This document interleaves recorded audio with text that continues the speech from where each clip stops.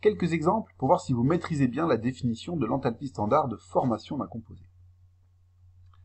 Quelle est selon vous la définition de ΔFH standard pour le composé CO2 gazeux à 25 degrés? Mettez pause sur la vidéo, essayez de l'écrire vous-même, et je donne la solution dans quelques instants. La solution donc, ΔFH standard pour CO2 gazeux à 25 degrés, c'est l'enthalpie de réaction ΔRH standard à 25 degrés pour la réaction C graphite, donc puisque c'est le carbone graphite qui est l'état standard de référence de l'élément carbone, plus O2 gaz, l'état standard de l'élément oxygène, donne CO2 gaz. Ici, j'ai pas précisé qu'en plus de ça, il fallait se mettre à une pression de 1 bar et que tous les constituants étaient à l'état standard, autrement dit, ils réagissent tous comme s'ils étaient purs. Quelle est ensuite la définition de ΔFH standard pour le composé HBr gazeux à 25 degrés? Je vous laisse mettre pause sur la vidéo et, en vous inspirant peut-être de ce que j'ai écrit plus haut, trouver cette définition-là. Je donne la solution dans quelques instants. Voici la solution. Donc, ΔFH standard pour le composé HBr gazeux à 25 degrés, c'est l'enthalpie de la réaction à 25 degrés. 1,5 de H2 plus 1,5 de Br2 donne HBr gazeux. Alors ici, le piège, attention, c'est le coefficient stoichiométrique. Comme par définition, ΔFH standard, c'est l'enthalpie de la réaction de la formation d'une mole de composé HBr, il faut qu'il ait un coefficient 1 dans l'équation de la réaction qu'on écrit. Autrement dit, comme on veut fixer un coefficient 1 sur HBr, c'est pour ça qu'on est obligé de mettre un coefficient 1,5 à H2 et 1,5 à Br2. Attention aussi aux états des constituants, Br2 doit être pris liquide, alors que H2 doit être pris gazeux, puisque c'est ça par convention, leur état standard de référence à 25 degrés. En général, les enthalpies molaires standards de formation sont tabulées à 25 degrés dans les tables, même si c'est pas toujours le cas, mais c'est assez souvent le cas. Par exemple, on peut trouver dans la table, dans les tables thermodynamiques, on peut trouver ΔFH standard pour H2O liquide égale moins 283,83 kJ par mol. Donc ça veut dire que former une mole d'eau liquide à partir de ces éléments constitutifs dans leur état standard de référence, ça libère 283,83 kJ. Ici, la réaction associée, ce serait H2 plus 1,5 de O2 donne H2O liquide. À noter qu'on peut aussi trouver l'enthalpie de formation de l'eau gaz, par exemple, et on voit que c'est pas la même que l'enthalpie de formation de l'eau liquide, puisque comme l'eau n'est pas dans le même état, c'est normal que ce ne soit pas les mêmes énergies associées à sa formation. Une fois qu'on a bien compris la définition de ΔFH standard, on se rend compte que cette convention va impliquer que pour un corps simple, nécessairement, s'il est dans son état de référence, ΔFH standard vaudra 0. Puisqu'en effet, former ce corps simple à partir de ces éléments constitutifs dans leur état de référence, ça veut dire former ce corps simple à partir de lui-même. Et une réaction qui forme quelque chose à partir de lui-même, il y a nécessairement, comme il n'y a aucun changement, elle aura une enthalpie de réaction de 0. Par exemple, quelle est la définition de ΔFH standard à 25 degrés pour le carbone diamant? Est-elle nulle selon vous? Je vous laisse mettre pause sur la vidéo et je donne la solution dans quelques instants. Par définition, ΔFH standard pour le carbone diamant à 25 degrés, c'est l'enthalpie de réaction ΔRH standard à 25 degrés de la réaction carbone graphite donne carbone diamant. En effet, le carbone graphite, c'est l'état de référence du carbone. Et donc, comme le diamant c'est différent, il va y avoir ici une vraie transformation. Autrement dit, cette enthalpie de formation n'est pas nulle, parce que le diamant n'était pas l'état standard de référence du carbone. Petit c, convention relative aux ions en solution aqueuse. C'est assez rare en exercice, mais on ne sait jamais, ça vaut le coup de savoir comment sont utilisées les conventions dans le cas d'ions. La formation d'ions s'écrit aussi à partir de leurs éléments constitutifs dans leur état standard de référence, mais on groupe toujours les ions par deux afin d'avoir une neutralité électrique. Par exemple, la formation de H+, et Cl-, ce sera fait à partir de 1,5 de H2 plus 1,5 de Cl2, qui donneront donc H+, et Cl-. On voit qu'il y a un problème puisqu'on ne peut pas former un seul ion, mais qu'on doit toujours grouper les ions par deux pour avoir quelque chose de neutre. C'est la raison pour laquelle on fixe par convention que l'enthalpie standard de formation de H plus aqueux va être de 0 à toute température T.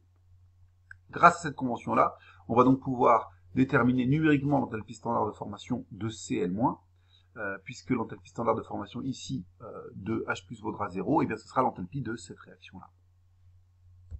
Et à partir de ce point initial qui vaut 0 pour H+, eh bien on peut le faire, on peut déterminer les enthalpies de formation de n'importe quel ion, puisqu'on peut déterminer une partie des ions qui vont se former conjointement avec H+, et ensuite, une fois qu'on a déterminé les enthalpies de formation pour ces ions, eh bien déterminer les formations d'autres ions qui pourraient se former avec eux, et de proche en proche trouver finalement une définition et des valeurs pour delta FH standard pour n'importe quel ion. Grand 5, petit 2, les différentes enthalpies standards de changement d'état du corps pur. Dans les tables thermodynamiques, on trouve aussi des enthalpies de réaction associées à des changements d'état. 3 définitions à bien retenir. L'enthalpie standard de fusion d'un composé A, qu'on note delta fusion H standard A, ou qu'on peut aussi noter L fusion A. L, ça vient de chaleur latente de changement d'état, qui était l'ancien mot utilisé pour les enthalpies standards de fusion. Donc delta fusion H standard, ce sera delta RH standard, donc l'enthalpie de la réaction. A solide donne A liquide, tout simplement la réaction de fusion de A, à la température T égale T fusion. C'est finalement une définition assez intuitive, hein. Quand on dit l'enthalpie standard de fusion d'un composé, c'est l'enthalpie de la réaction qui correspond à la fusion de ce composé à la température à laquelle la fusion a lieu. Bien sûr, toujours sous-entendu à une pression de 1 bar puisqu'on est à l'état standard. Et avec un composé pur, toujours pareil parce qu'on est à l'état standard. De la même façon, on définit l'enthalpie standard de vaporisation d'un composé, notez delta vap H standard ou L vap, comme l'enthalpie de la réaction de vaporisation, donc A liquide donne A gazeux, à la température T égale T vap. Et de la même façon, l'enthalpie standard de sublimation, delta sublimation H standard ou L sub, eh bien ce sera l'enthalpie standard de la réaction de sublimation, donc passage de A solide à A gaz, à la température de sublimation. Grand 5, petit 3, calcul de delta RH standard pour une réaction quelconque à partir des tables thermodynamiques. La question qu'on se pose ici, c'est comment, à partir des données des tables, autrement dit à partir d'enthalpies standards de formation de différents composés et à partir de leurs enthalpies standards de changement d'état, ou chaleur latente de changement d'état, L, comment à partir de ces données calculer delta RH standard pour une réaction quelconque. Pour cela, on va utiliser une propriété importante de l'enthalpie, c'est que l'enthalpie H est une fonction d'état. C'est-à-dire que sa variation ne dépend pas du chemin suivi lors d'une transformation, mais uniquement de l'état initial et de l'état final de cette transformation. On va donc pouvoir imaginer un chemin tel que la réaction se produit en plusieurs étapes, de telle sorte que chacune des étapes corresponde à une réaction tabulée, c'est-à-dire soit une réaction de formation d'un composé à partir de ces éléments constitutifs dans leur état standard de référence, soit un changement d'état. Concrètement, faisons un exemple. Imaginons un chemin qui permet de calculer delta RH standard à 25 degrés pour la réaction ci-contre. CH4 gazeux plus Cl2 gazeux donne CH3Cl gazeux plus HCl gazeux. Le chemin fictif qu'on va imaginer, c'est celui-ci. En partant de l'état initial, on va imaginer que les constituants de l'état initial sont transformés en des corps simples dans leur état standard de référence. CH4 gazeux, par exemple, on imagine qu'il est transformé en 1 carbone graphite plus 2 molécules de H de gaz. Cl2 gaz étant déjà dans son état de référence, il n'est pas transformé. Alors pourquoi on imagine que cette transformation a lieu? Parce que l'intérêt de cette transformation, c'est qu'elle correspond exactement à la transformation inverse de la réaction de formation de CH4. En effet, par définition, la formation de CH4, ce serait partir donc de Cr graphite plus 2H de gaz, et à partir de ces deux constituants, former CH4 gazeux.